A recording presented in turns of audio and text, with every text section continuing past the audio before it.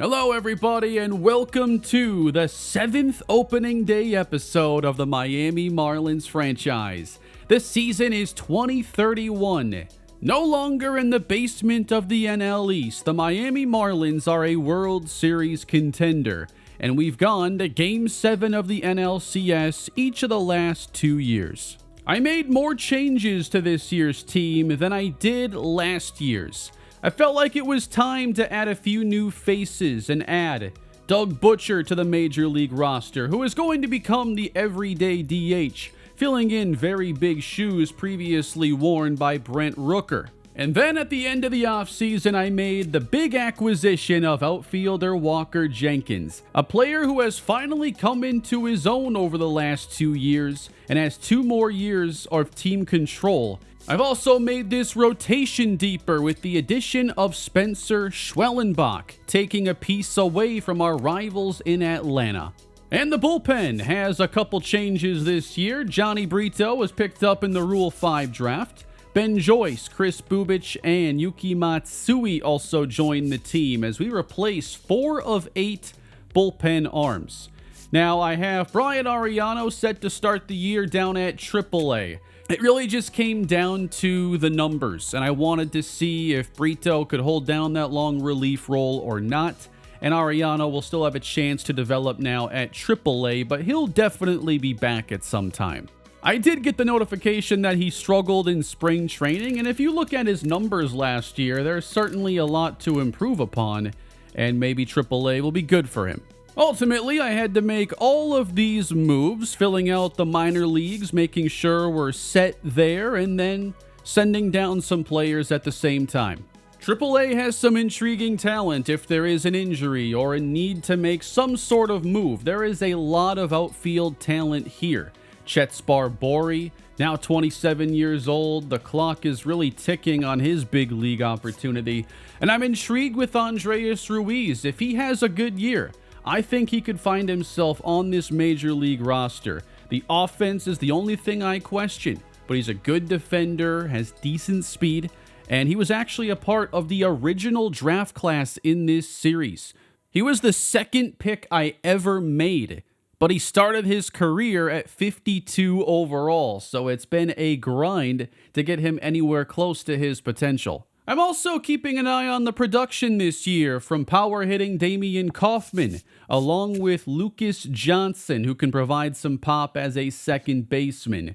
Given some of the questions we have on this team, like will Doug Butcher be the true DH of this team? Will Joe Brown be able to regain that form from a couple years ago? Gotta be ready in case anything else ends up changing with this team. And then Walker Jenkins, he could build upon what he's done the last 2 years or revert to his previous form, which would be an issue. But let's check out the waiver wire because I never addressed our backup shortstop position. I did have a couple players placed on waivers, including Thomas White, who I expect will end up getting claimed. Maybe a trade will be in order.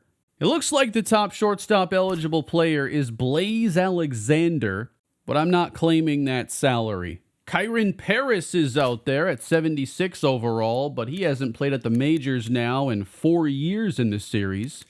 And we have a trade.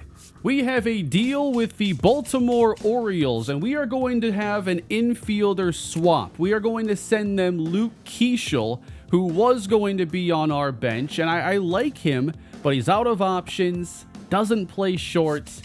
And we are going to acquire Cam Smith, who can cover short and is also out of options. So we're actually going to be picking up a larger salary in this deal. We'll also send them Barry Hicks in this trade, an outfielder with high contact and decent speed. And then we're also going to get back a reliever in Michael Gilmore, a 23-year-old with B potential. And that is going to give us the backup shortstop we're looking for, and give us a chance with a new player who played 40 games last year. Cam Smith hasn't played a ton overall in this series, but he was good in 40 games a year ago. Not hitting for a lot of power yet at the majors. We'll see if that happens when he gets his chances. Luke Keeschel also becomes the Orioles' top-ranked second baseman. So I think it's a move that helps out both teams a little bit and leaves us with a reduced budget now, $14.5 million, if we have to make any more moves down the road. You know, it does hurt me a little bit to trade a player who in real life is playing great with the Twins. He was just American League Player of the Week, but the Orioles have already put him into the starting lineup. Let's also not forget that we're opening the season with Xavier Edwards on the injured list after breaking his hand during spring training. And this is going to give a chance to a player that we've not gotten to see much of. Aubrey Fenner played really well in the spring, out-hit Luke Keeschel, now has his roster spot and the chance to help replace Xavier Edwards. Fenner has high contact, good plate vision, his offense looks awesome, and he also can back up the entire outfield and has good speed and can steal some bases. This could be a platoon situation. I guess Cam Smith cannot play second. What do you mean you can play third and short, but you don't play second base? Come on now. But we could move things around if we need to try different guys out. But Aubrey Fenner has earned the chance to get this opening day start. And we open against the Texas Rangers with George Kirby as their ace. New York has claimed Thomas White off waivers. We'll withdraw. Which New York do you think it was? Probably the Yankees, considering they just picked number 1 and haven't been in good shape. We are going to make a trade with the New York Yankees, and I know Thomas White, he's 26, B potential, 81. There is some value here, but I'm going to trade him like he is a pitcher who has lost a lot of value, and we are just going to get a reliever in return, 66 overall, Miguel Carrera from the Yankees, who does get strikeouts, good hit per 9, but home run per 9 is in a bad spot, pitching clutch is low, walk per 9's kind of middle there, so maybe he could be an intriguing reliever, but we're going to add him and send Thomas White to the Yankees. And with all of that out of the way, I think it is now time to play some baseball, everybody. Let's close the roof here on opening day as Freddie Peralta makes the opening day start, and we begin the year 7 journey. Is this the year, everybody? We've been knocking on the door for 2 seasons. We've now gotten a lot of playoff experience, and I think continued to make this roster better and better in a lot of areas. We'll see about the offense and if it changes at all this year. I mean, you have to assume we feel the loss of Brent Rooker's power, but how do we replace it? Doug Butcher. Opening day start, number 1 for him, and we are underway with our first rounder from season 4. There are now 3 first-rounders we've selected in the series that are on the Major League roster. It's Butcher, Johnny Grieve, and Hank Holder. That one just a little bit late. It is sent to left, and Butcher flies out.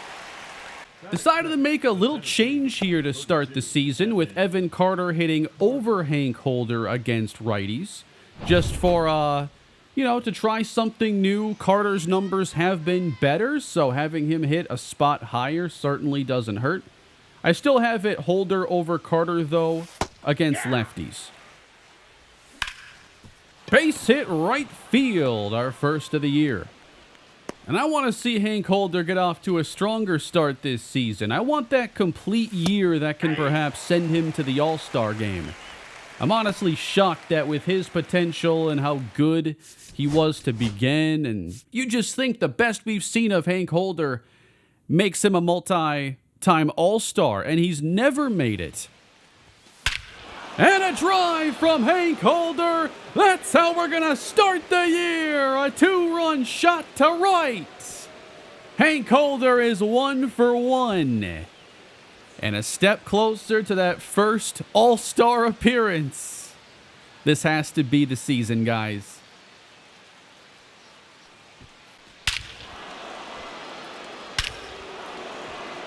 Love that sound.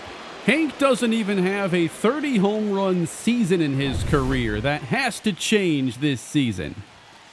That's a ball. And now with Connor Norby and a few other players on this team, Norby is a low 80s overall who's played at an all-star level now for a couple seasons. Can he keep that up into his 30s? Chasing, strike 3.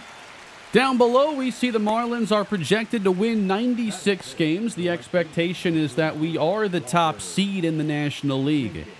And here's one of the brand new starters on the roster, Walker Jenkins. So early in the series, the Twins traded him to the White Sox for some reason. And in Chicago, it took him a few years to really come into his own. But now with 2 years of team control and the White Sox still not all that built up, he finds himself now on a contender. And there was no better hitter for us in spring training. 7 homers, and he hits the ball extremely hard. Oh, 97 and by him to finish up the first inning, but Hank Holder gets us on the board. And for the first time in a while, since year 1, right? A new opening day starter for our Marlins. It is Freddie Peralta. Acquired last year in the Yuri Perez deal. Peralta gave us some really good outings in October. And we'll see if he can put together a more complete regular season now, as we need him to be the ace of this team. But one thing I love is that we're not relying on any one pitcher to carry the load for this staff. It's now much deeper, and we have, I think, 5 really solid starting pitchers. Good curveball here. That's a nice way to start the at-bat. And then off speed. Let's finish him off here. Tapped back to Peralta. Fade away to first, 2 down. That's ball 3. Falling behind Corey Seager. Remember, Ronald Acuna Jr. is on these Texas Rangers. We are projected to finish 9 games above the Mets, expected to win this division comfortably. 3-2 on Seager, and he goes down swinging. Dodgers still expected to win the West, but they have lost some talent. Roki Sasaki is in Arizona, and that should tighten the standings in that division, you'd think. They also lose Jose Ramirez. But they just won a World Series with Shohei Ohtani on the injured list. So I think they're going to be okay. Sharply hit by Johnny Grieve, and that one is speared by Corey Seager. And Joe Brown, back from injury that kept him out of the postseason last year. It's a very pivotal season as we try to find out who the real Joe Brown is. And he gets a hold of the curveball, sends it to center. Deep and gone. A solo homer on opening day. It's 3-0 Miami. And of course, Aubrey Fenner. What an opportunity he now gets. Jammed on the fastball, and he is retired. But hoping to see good things from him. Right now, the plan in this series as Acuna to the gap. Not going to think about 2. He doesn't have the same speed any longer. But right now, my plan is to probably take this series into September and end it sometime there. Maybe October if it's required. But I've really been enjoying the series. You guys seem to be enjoying it still. And I don't feel any rush to get through the remainder of what's left. Like, I'm not tired of playing whatsoever. Even after, like, long playoff runs, having to start over. It's kind of like, all right, that's what it's going to take. No problem.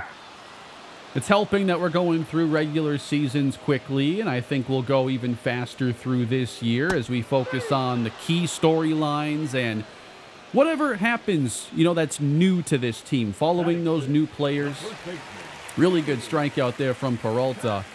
I see us going with a little bit more player lock late in the series now because I want to focus on, you know, who's ascending, who's declining. And that'll be a way for us to get through the season faster as that's going to find the left field fence. Pasquantino takes second base, and Ronald Acuna Jr. just cannot fly around the bases like he used to, and he's out. Busted his bat. That thing just traveled about 90 feet. The barrel ended up near Johnny. And now Holder's going to lay out, make the play, and Joe Brown can't scoop it. That would have been one of the true defensive highlights for Hank Holder in the series. They just gave him an E6. I don't agree with this. It's a phenomenal dive. Are we really saying this is error-worthy because Joe Brown couldn't scoop that? I think that's just an infield hit. Texas trying to get on the board. Cody Bellinger with an even count. He struck him out on the 12-6 curve. Again, it's expected that Evan Carter is by far the best player on the team. They have him projected to hit 30 homers, which feels low. And that means they don't have Hank Holder projected to hit more than 30. All right, challenge accepted. That's Doug Butcher now to deep center field. That one stays in the park, and Butcher will be content with his stand-up double. A drive from Evan Carter. That says 114 off the bat. Way up there, off the facing of the third deck. A 2-run homer, third for Miami. How about that for opening day? Evan Carter, a mammoth home run, and the Marlins offense looks as potent as ever. And the hope is that we still have one of the top offenses. I mean, that is so high up. Give me a launch angle on that, please. 32 degrees. It looked a lot higher because that thing had some arc to it. George Kirby getting rocked on opening day. And now a pop-up of Hank Holder. That's going to be an out. Nice pitch from Freddie Peralta. Last hitter in the lineup here for the Texas Rangers, Taylor Trammell. And grazing the edge, a called strike 3. Peralta's fourth. Oh boy, another one from Peralta. On fire on opening day.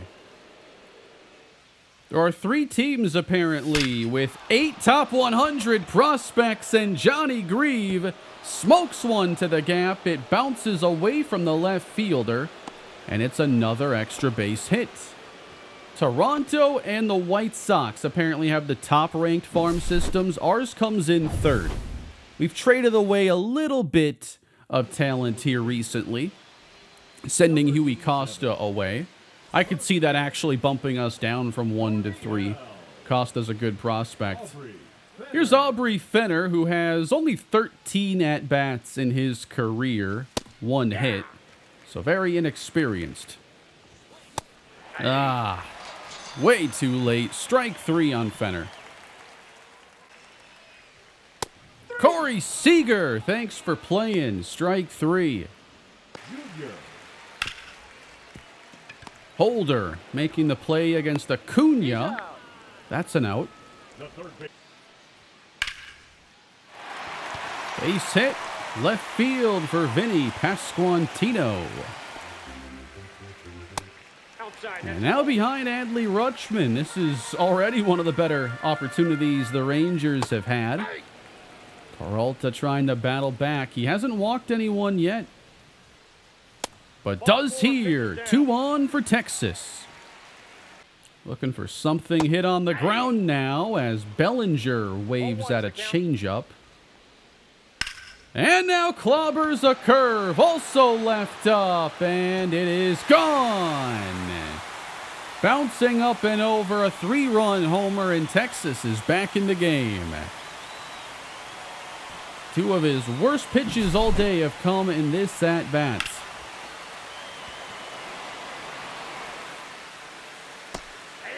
Good slider, trying to come back versus Taylor Trammell.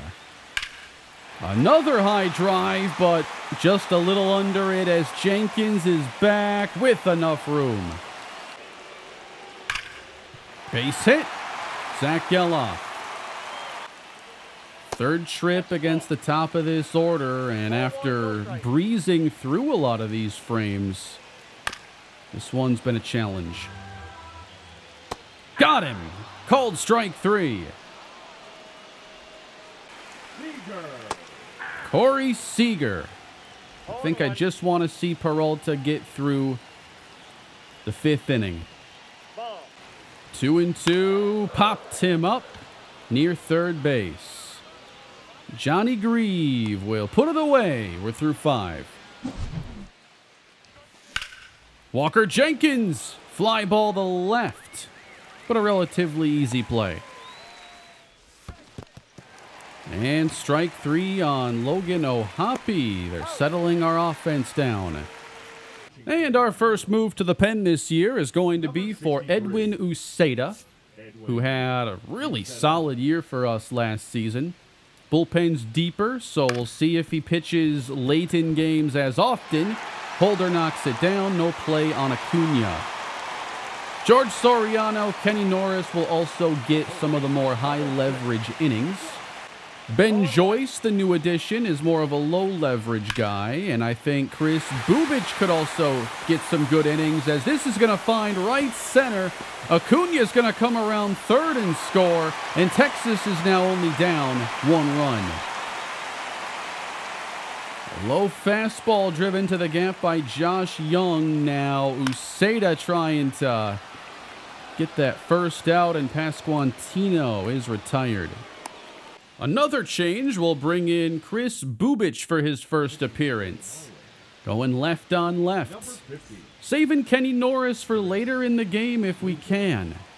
I know in the postseason, Kenny was often that first guy out. I knew I wanted to get another lefty that I could use in the same kind of situations I was using him. Bellinger rips one to right field. Jenkins comes up throwing, and they'll hold the runner. First and third now for Texas. They have found their offense. 9-hitting Taylor Trammell trying to tie this game up. Popped up. Over toward the dugout. Johnny Grieve. Oh, it hit the screen. It's low. Bellinger now can leave early. And it's popped up. On the infield is Aubrey Fenner. He gloves it. They've just been coming at us with fastballs all day. It started with Kirby, continued with Cornel. I haven't had a lot of deep at-bats because they can't. Strike 3 on 3 pitches. But now a 3-0 count, maybe the first of the entire day. Taking all the way here with Aubrey Fenner, and the pitch is down the middle. And Fenner lines one up the middle. It is down for a base hit in the 7th. Inning extended for Doug Butcher. Butcher now. That's into right center. Fenner will take third and stop there. And that's going to extend the inning now for Evan Carter. Still no change made by Texas. They've only used 2 pitchers. And Carter into the ground. They will get out of the inning. George Soriano coming back on a 2-year deal after another good season in Miami. He gets the 7th. 2 strikes on Zach Geloff. And lucky he misses on the slider. Can't throw it any better than that. Seager's down 1-2. And Soriano gets him looking. 3-0 to Connor Norby. Wouldn't mind taking a walk. And he will draw the free pass. Hitless start for Walker Jenkins in his Miami debut, but another chance now. Again, down the middle. It's been hard to take pitches when they're this good. Ooh, he actually got 93 there. That was one of his best. Got him on the changeup. And that one is skied. We have been unable to add on after our 3 home runs, and Texas has continued to chip away. But they're also now forced to face the top bullpen arms that we have, and we are going to turn this over now to Kenny Norris, a part of our very first draft class, a 5th rounder. Norris has been one of my favorite players in the series since he burst onto the scene a couple years ago. And he's become one of our top relievers. If there is an issue, if Cole Sands isn't able to close games out like he once did, I think Norris would be one of my top options to become the new closer. He's not without his share of weaknesses, but he is dominant when he's on. First batter of the year is Ronald Acuna. Strike 3!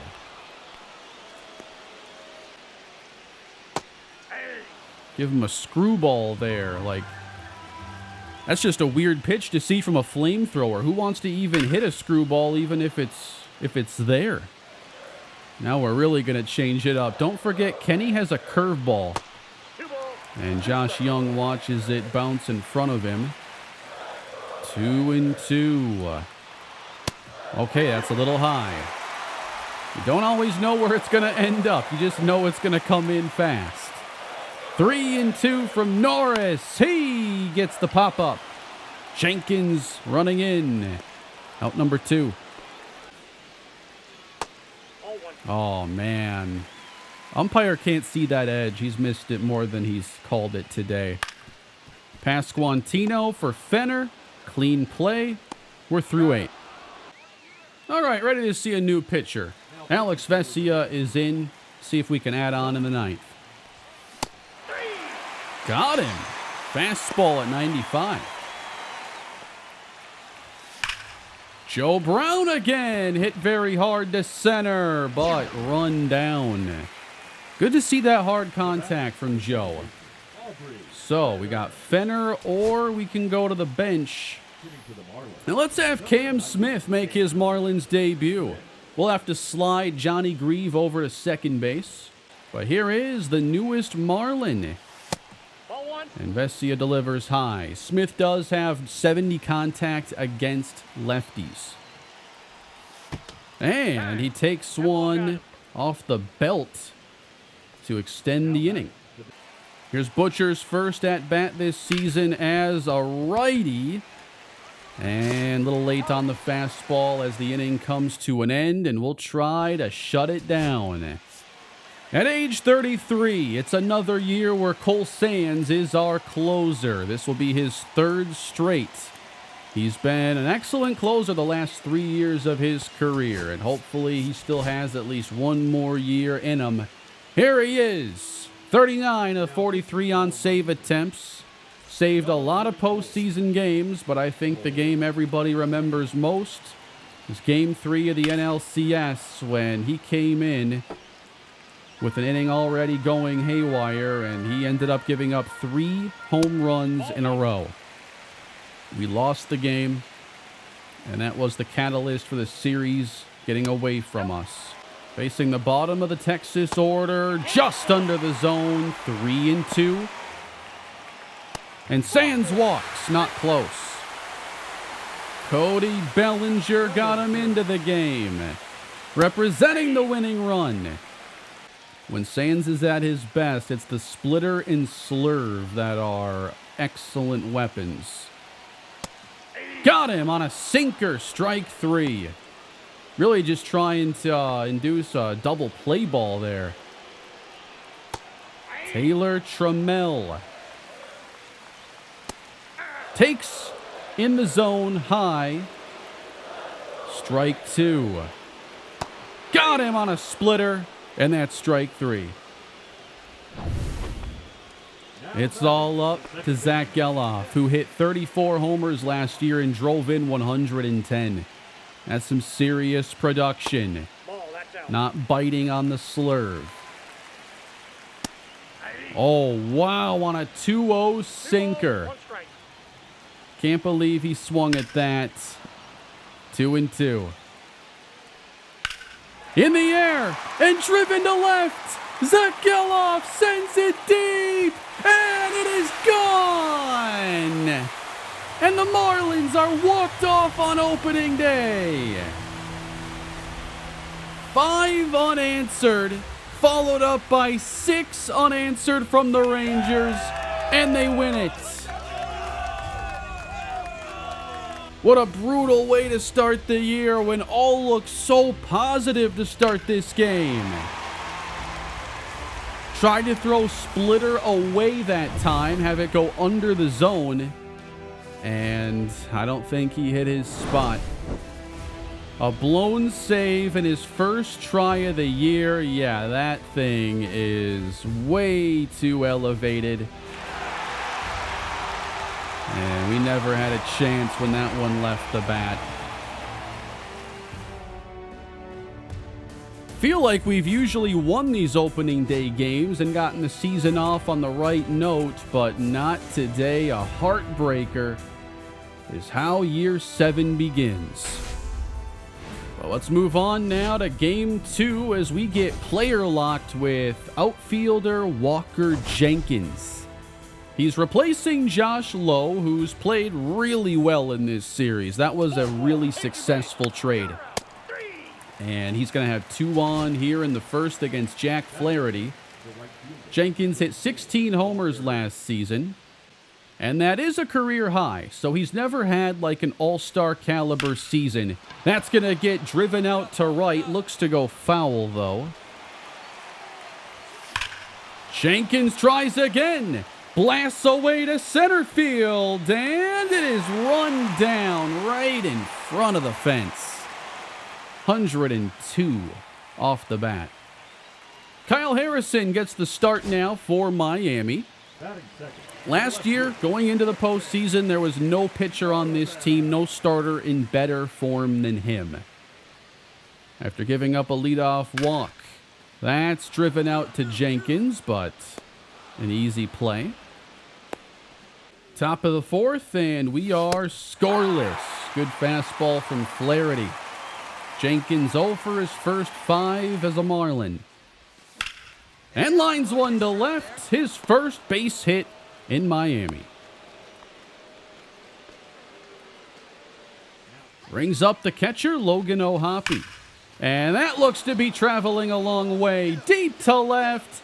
That ball is long gone. A 2-run homer. Hit 105 off the bat. And so far, all of our runs have come on homers.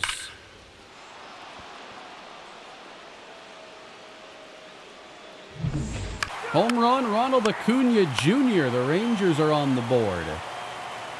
Okay, Cam Smith is in the game right now for Connor Norby in the 5th inning. That's a situation we have to keep an eye on now. 2-1, first pitch. Not hit all that hard. Home run, Joe Brown. 2 in 2 days. Meanwhile, Kyle Harrison's trying to make it through 6 in his first start. But a runner on for Morabel, who lines one toward Jenkins, and he makes the play.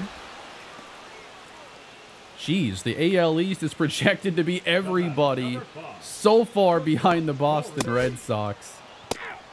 Hey, we've tried to help the Yankees in this series. 3-1 Miami. Walker Jenkins with 2 aboard. We'll take low. Good sinker. I don't want that. Oh, high heat. Kept throwing me the soft stuff low and away. I wasn't ready for that one. Oh, Harrison's still going. All right. A deep outing in his first start of the year. Only 73 pitches in. And Josh Young hits one out to Jenkins. That is a catch. Home run, Cody Bellinger, and Kenny Norris will get us out of the 8th inning. And we go bottom 9. I'm going to end the player lock there as Cole Sands tries to Avenge the opening day blown save, and Ronald Acuna singles. Winning run at the plate again, but a ground ball. Fenner to Holder, double play. Adley, Rutschman. And the Marlins trying to get their first win of year 7. Slurve too wide. Cutter back up the middle. And the tying run's on base again. The batter is Cody Bellinger. Hot start to the year, hitting .571. Good cutter. A splitter fouled off. That's 2 strikes. Right back to it, and the game is over. Not pretty, but Sands does save this time around. And the Marlins even their record. But I want to see now what the injury situation is with Connor Norby. Shoulder soreness. He will be out a day or 2. Okay, that's not serious. Game 3 of this opening series, and the Rangers have dealt us a 4-2 defeat. Just 6 hits and 11 strikeouts. Doug Butcher did have a double and a home run in this game, but the offense could only muster 2 runs. And now it's time for the debut of Spencer Schwellenbach, and he's going to face his former team, the Atlanta Braves. The Braves have not been great in this series, but we're going to see them 6 times in the first 2 weeks. Schwellenbach is 30 years old, just hit free agency, and is a really well-rounded pitcher. None of his ratings are extremely high or low. Last season may have been a slight step back in the ERA department. If we go to the advanced numbers, his strikeouts were down from the last 4+ years, and his home runs given up were a little bit higher, so maybe not quite as good, but still a quality starter. And now he is with our Marlins. Christian Hackenberg, no, that's Drew Hackenberg for the Braves, as Evan Carter takes him yard. There's some run support for Schwellenbach as he's back in Atlanta. Michael Harris is the first batter he'll face on this side of Truist Park. Fastball is in the mid-90s. He throws a splitter, cutter, curve, and slider, a 5-pitch mix. And he strikes out Michael Harris on a great bending curveball. 96 there on the fastball. The ball, for some reason, looks a little bit different coming out of his hand. Like it's going a little bit more down and in on some of these. That's fly to left center field, and Carter is under it. I don't know what I'm seeing exactly, just it looks a little bit different coming out of his hand. Right back to him. He kicks it over to Joe Brown. Is that technically a 1-3? Logan O'Hoppe now with a solo homer. A lot of long balls from the Marlins this year. We just drove in a run via walk, so we can do it differently. We're not a one-dimensional offense. 3-0 Fish. Smoked to left by Austin Riley. That caught the center of the plate. Jonah Bride down below just got the update. He hit his first homer of the year. He's in Cincinnati now. I had thought about signing him, but I didn't think there was room for a backup DH at 75 overall.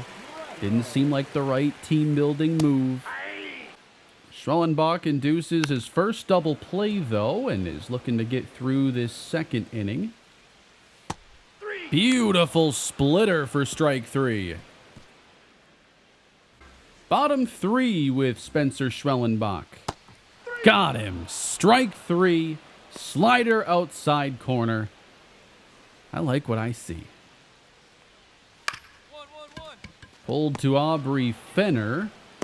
Oh, a bad throw takes Joe Brown away from first. He ended up on the grass. That was a terrible throw. Missing inside. I'm just seeing a lot of balls seem to go further to the right than I'm expecting. Really good pitch there. 3-2 now on Sean Murphy. And it's blown by him for strike 3. Runner's taking off. O'Hoppe to second. And he got him. That is the inning right there. Triple from Butcher. It's safe to say his season's off to a very strong start, and it's 4-0 Marlins. That one is driven to right, but Willie Castro did not get all of it, and that's Walker Jenkins in the corner. Line the other way. Ozzie Albies will send it all the way to the fence and have a 2-out double. That's sent to right center now. Riley with a hit, and that should be a run. Atlanta's on the board. Burleson, a third straight hit. There's a grounder. And the inning is finally done. I've been impressed so far. I think Schwellenbach has really good stuff. He's getting a lot of swings and misses. And he's kept the ball in the ballpark so far. Ball 2. What's wrong with that? That looked nasty. Bouncing in the dugout like that. That was kind of violent. 2-2 on Miles Hilton. And he sends this one to Hank Holder. And the play is made. Odell Williams gets a hold of one now. That one is belted off the right center fence. Hustling to second. He's got 2. By far the hardest hit ball off of Schwellenbach today. And Murphy now. That one caught a lot of the plate. And Williams will take third. Harris. Skied to center. Carter under it. Still just one across for ATL. Home run, Doug Butcher. He's 3 for 4. And Schwellenbach is going to come out for another frame. So far, 66 pitches. Third trip through the order now. Castro, and he found it. Out number 1. Oh, no. He took a liner off the foot. It doesn't appear serious, but it may be enough to hobble Schwellenbach for at least the next few days. So that's how his first start is going to end. Overall, a good one. And Ben Joyce is going to enter the game now. And he has not been great in this series, but there's obviously good stuff here with that 103 mile per hour fastball. Got to keep the ball under control, keep it in the yard. But I think with him not having to take on a major role in the bullpen as a low leverage guy, I'm thrilled to have him on the team.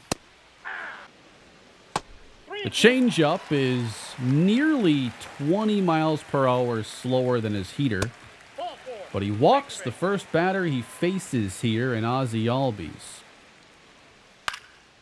Fly ball at Jenkins. And he'll make the catch. Wow. Barely making contact. That one couldn't feel good. Heater inside, off speed, outside. Inning over. Home run, Johnny Grieve. Last season, he unlocked the power in his game. Expectations remain high for Johnny. I'm back controlling Walker Jenkins again. He has not had too many big hits yet, so I wanted to see if we could end up with one. Thrown away. Fenner. Yeah, that's his second error already. At least his second on the season. Defense has never been the strength of Xavier Edwards. But I don't think in this series that he's overall been awful at second base. He's made mistakes. He is one of our weakest defenders. But I don't think he's been that bad. Nice catch, Walker. We pull away and beat the Braves 10-2. The win goes to Spencer Schwellenbach.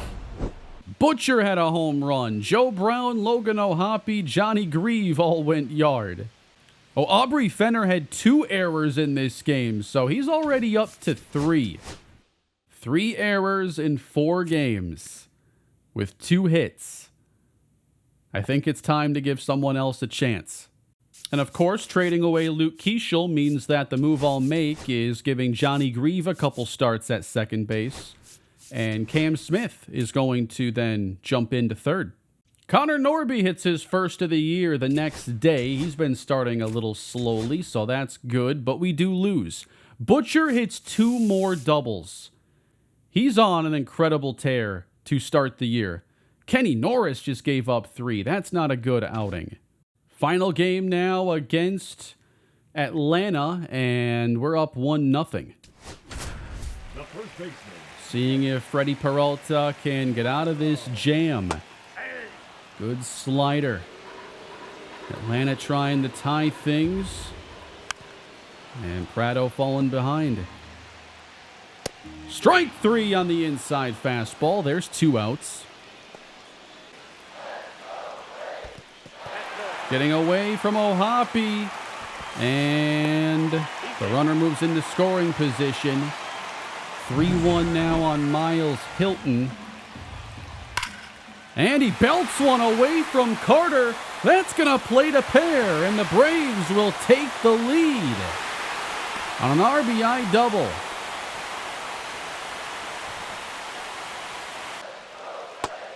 Now he can't find a strike. 3 straight misses to Odell Williams. There's a good pitch. Strike 3 swinging. We finally end it there. But we're, potentially looking at us dropping the first 2 series of the year. Unless we can get some more offense going. And this guy's been the best offensive player so far. Doug Butcher has opened the year 11 for 22 with 7 extra base hits. Flies this to left field, and it's tailing, but run down. Evan Carter gets an elevated slider and does not make Gilbert pay. Nice splitter. A little bit in front of that one. Holder on the ground. It's headed to short. The inning is over. 5 good innings for Logan Gilbert. We jump ahead, and now it's a 4-2 ball game. Another chance for Hank Holder. Gilbert not coming out. Carter stands at third. In the air, but jam contact, and the Braves will keep their lead safe for now. Joe Brown's been off to a solid start this year. He has 3 homers already.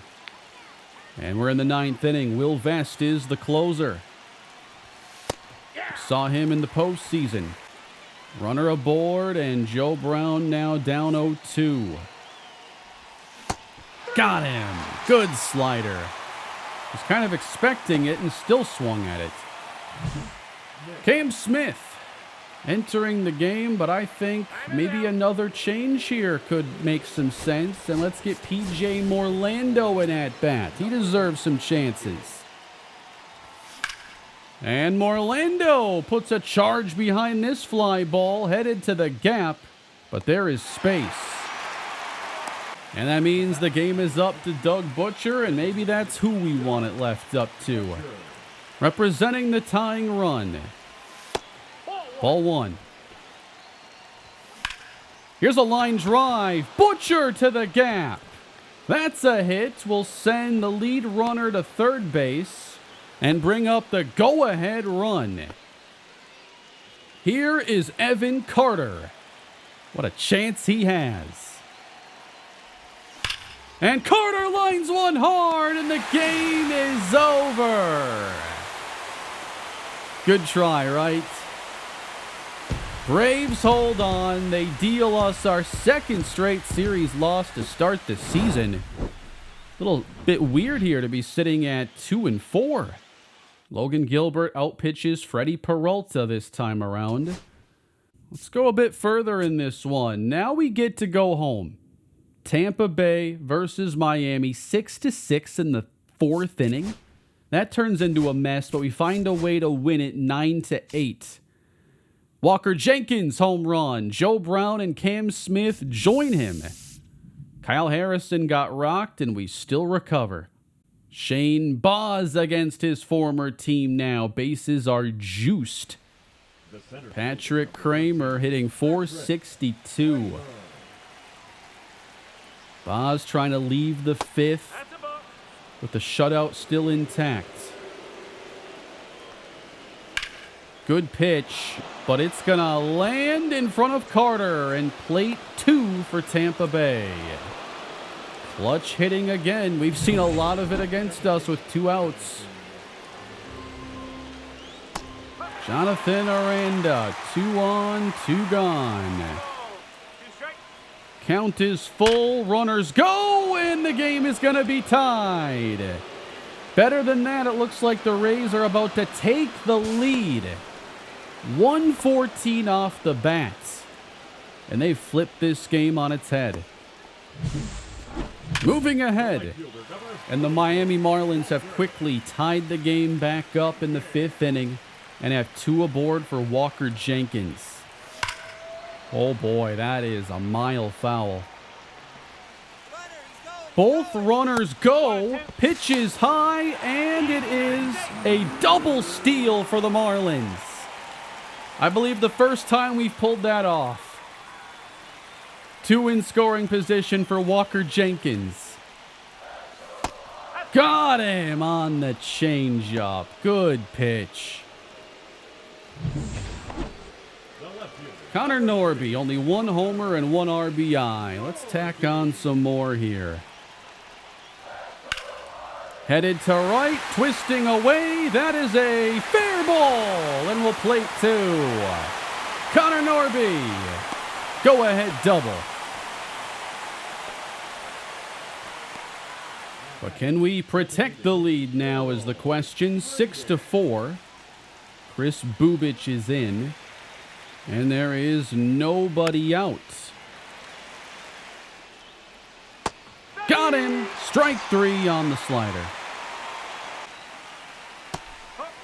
Nice pitch to start against Morales. And a fly ball away from Jenkins, but he'll get to the spot. And the Rays will now have 1st and 3rd. Dallas DeVries, am I saying that right? 0-2. Got him on the corner. What a great job by Bubich getting out of the jam. But in the 8th inning, we have another jam. 2 on for Kenny Norris. Things have not been as clean to start the year, it seems, with our bullpen. That's a nasty curveball. Oh my, that's a called strike 3 on the screwball. Oh, a base hit to center. And Carter will not fire home. That is a run. 6-5 Tampa. Nope, that's through. Base hit. Jenkins will fire home, and the Rays tie the game at 6. Another bullpen meltdown. Number 46. And we still have to try to get out of here with the game tied. It's Ben Joyce. Ooh, thought about the bunt there. Probably not here. Got him at 103. Joyce suddenly 1 pitch away, and okay. Sometimes they can make good contact on that fastball. We can change speeds. Strike 3, Matt Vierling. Guess who homered again today? It's Doug Butcher. You just got lucky. Butcher hits it weakly to right center.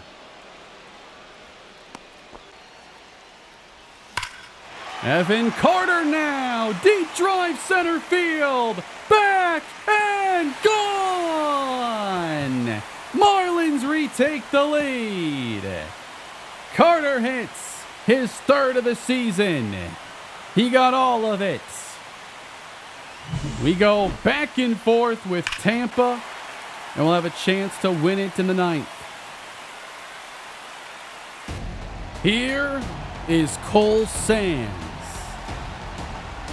Kind of a rocky start to the season, but we know how good he can be. Third save attempt of the season. He's 1 for 1 so far. Gets Kramer to expand. Pitching from ahead, just off the inside corner. There's a weak one. Grounded to Holder. Strong throw across.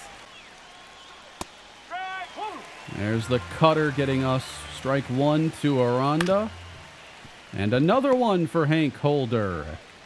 Another out. Wow, Cal, really? 0-2. He chases strike three, and it's a clean ninth for Cole Sands. Evan Carter delivers the winning runs, and the Marlins score a nice victory. It also clinches our first series win of the season. Now, I have to set up the scouting board and get things ready there for year 7, but that, I think, is a pretty good look at the team and a good start to our journey here. Joe Brown already has 5 homers in 8 games. Welcome back, Joe Brown. Doug Butcher is off to an incredible start, but still hasn't driven in someone other than himself. He has 3 RBIs and 3 homers. Kenny Norris has given up runs in 3 of his 4 outings, including 2 homers. He's not in great form. And so far, wow, the A's are first in batting average. Tampa's in second. We are 5th in batting average. In runs scored, tied for 7th. We're first in home runs. That's not surprising. We're 3rd worst in errors, which also isn't surprising. And our team ERA, that currently finds itself below average, 25th. But the season is still young. There's a whole lot of baseball to play, and I'm excited to continue this year. And I hope you guys are looking forward to more action here in the Marlins franchise. We're trying to get back to the postseason. The team's a little bit different, but I do believe in what we have here. Let me know your thoughts on the first 8 games of Season 7, and I will catch you all in the next episode when the journey continues. Thank you for watching, and I'll see you next time.